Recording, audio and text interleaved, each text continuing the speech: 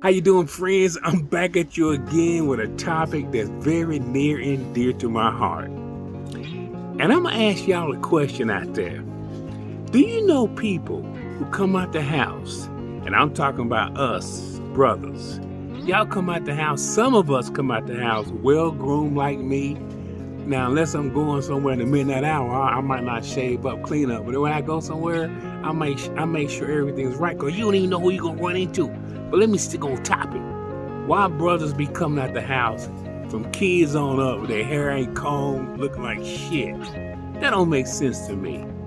And I can only imagine what another race might be seeing, or another culture, no matter. They be saying like, damn, you come out the house like that? So parents, in your parenting skills, the question is, from my point of view, why you can't teach your boy to come out the house with his hair groomed?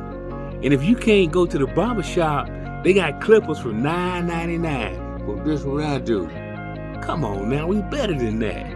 I be so embarrassed when I be around, and certainly in schools I be at. I'm like, damn, you can't. It's a natural style. No, it ain't. It's nappy as hell. So let's get a grip. We can do whatever we want to do. We can look good. Make our kids look good. Get their hair cut. I remember going to the barber shop every Saturday. And I can send you some pictures where I was sharp up like I am now. What am I asking you to do? Quit doing what you do. I'm not saying you making it about you, but get that little boy hair cut.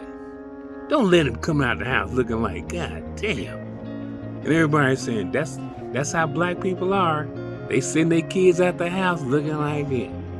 Teach your kid to brush his hair, comb his hair. I taught myself, teach yours.